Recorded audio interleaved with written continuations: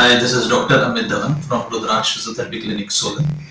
आज हम जिस टॉपिक के बारे में बात करना चाहते हैं वो है नी जॉइंट, नी में पेन, घुटने का दर्द, नी आर्थराइटिस।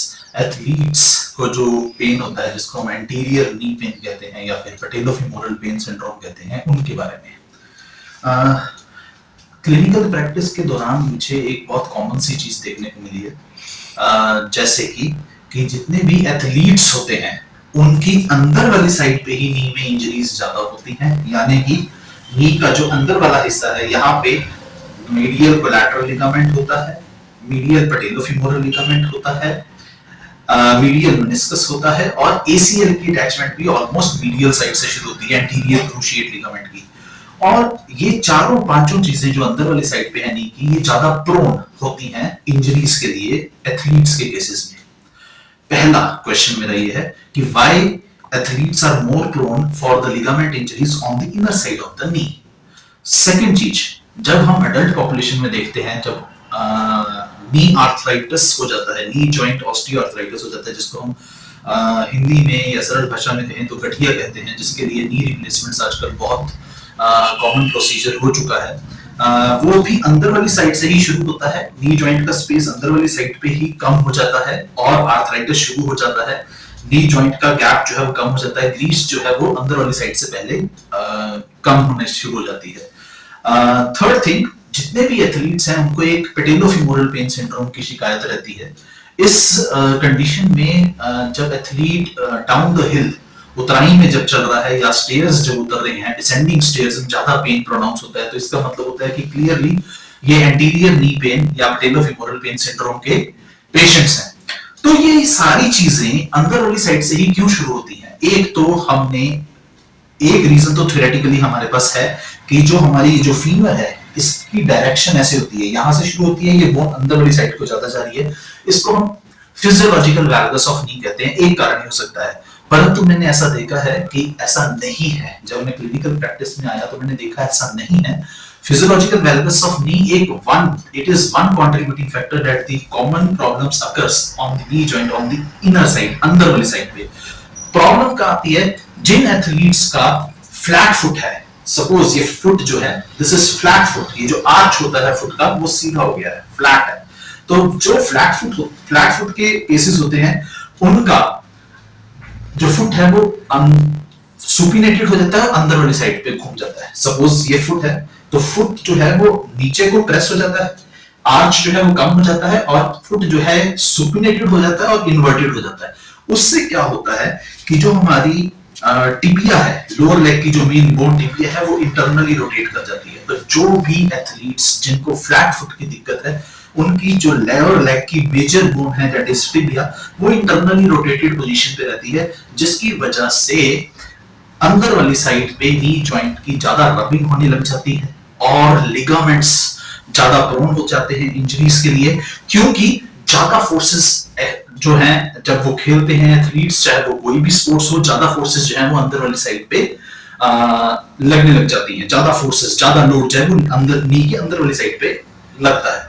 सेकंड रीजन क्या हो सकता है? सेकंड रीजन मैंने ये देखा है कि कुछ लोग जब एडल्ट पॉपुलेशन में मेनली और एथलीट्स में भी मेनली, ये दोनों लोगों में देखा गया है कि हमारे हिप जॉइंट के हमारे हिप जॉइंट के जो अबडक्टर्स हैं, जो कि हमारी हिप जॉइंट की ये वाली मसल है जो कि लेग को ऐसे उठाती है, ये जो हिप जॉइंट के अबडक्टर्स हैं ये वीक हो जाते हैं। जब हमारे हिप जॉइंट के अबडक्टर्स वीक हो जाते हैं और हमारे हिप जॉइंट के एक्सटर्नल रोटेटर्स, ये वाली मसल जो एक्सटर्नल रोटेशन हिप का करती है, ये वीक हो जाती है, तो what happens that your femur, जो आपकी थाई की बोन है, वो अंदरली साइड को रोटेट हो जाती है। इट गोस इंटरनल रोटेशन के लिए। सो जब ये बोन इंटरनली रोटेट हो जाती है, अगेन द फोर्सेस जब एथलीट्स प्ले करते हैं, फोर्सेस जो है वो ज्यादा अंदर वाली साइड पे लगती हैं, ऑन द मीडियल एस्पेक्ट पे ज्यादा फोर्सेस लगती हैं। तो व्हाट हैपेंस, नी जॉइंट का जितने भी लिगामेंट इंजरीज हैं या नी जॉइंट में मेनिस्कस इंजरीज हैं या एसीएल है, तो वो एथलीट्स को ज्यादा अंदर वाली साइड पे ही इंजरीज ज्यादा होती हैं। तो दो कारण हो सकते हैं, या तो प्रोनेटेड फुट है, टिबिया रोटेट कर रही है इंटरनली, या फिर हमारे हिप अबडक्टर्स और एक्सटर्नल रोटेटर्स वीक हैं, जिसकी वजह से ऊपर थाई की बोन इंटरनली रोटेट कर रही है, इसीलिए इंजरीज जो है वो अंदर वाली साइड पे ज्यादा होती हैं।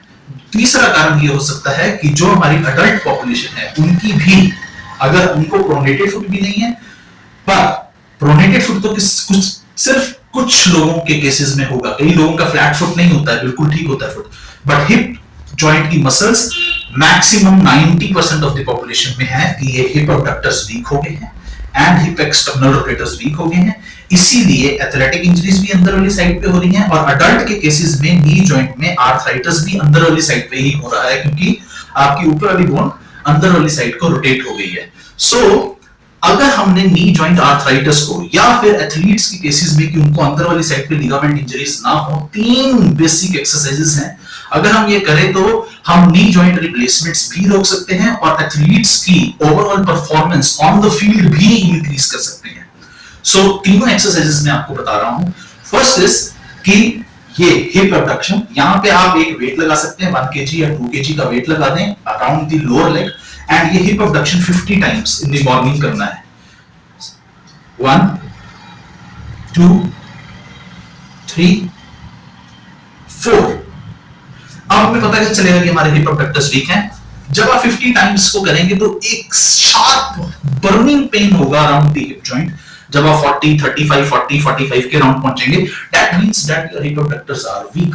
तो ये एक एक्सरसाइज करेंगे, इससे हमें नी जॉइंट आर्थराइटिस को आगे बढ़ने से और रोकने का पूरा फायदा मिलेगा। तो नी जॉइंट आर्थराइटिस काफी ज्यादा उसका प्रोग्रेशन रुक सकता है। Second exercise is hip external rotators को स्ट्रॉन्ग करेंगे। 1, ये हमारा generally hip external rotators weak रहते हैं।